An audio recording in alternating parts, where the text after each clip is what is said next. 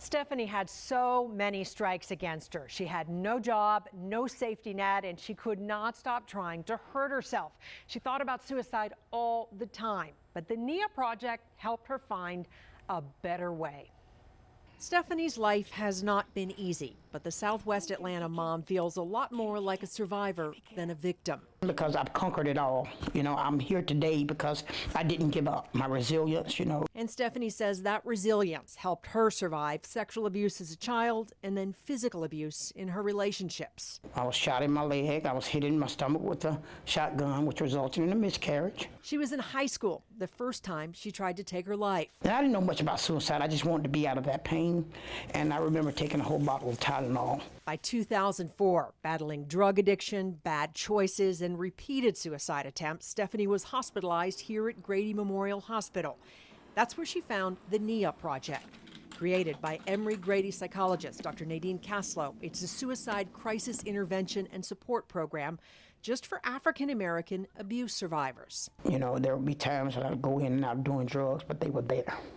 You know, I didn't care what my lowest low were, they were there. I was boisterous and just out of control and probably some cursing with it or whatever. And Dr. Caslow says many of the women push back, testing them. Because they've never had the opportunity to trust anybody before, to depend on anybody. And they're used to the fact that if they push back, they'll get abandoned and rejected. And so they keep trying to see if that's what's going to happen. They gave me that opportunity to really face and talk about my pains and my hurt without judging me. Stephanie says she still thought about and tried suicide multiple times. But with Nia, she could pick up the phone in the middle of the night and call a senior counselor. And she had free one-on-one therapy and more than a dozen weekly support groups she could go to. Nia became her stability. And one of the things that we've really found for through our research, as well as just sort of day-to-day clinically, is helping women find meaning in their lives. And when they feel like they have meaning and purpose and something to live for, it's much easier not to turn to suicide as a way out. And that's joy, and that's hope. And by 2010, Stephanie was finding her footing. Then she found Marcus. I mean, at this particular point in my life, I wasn't looking for a man, and you know, I was still working on me, and I'm like, really?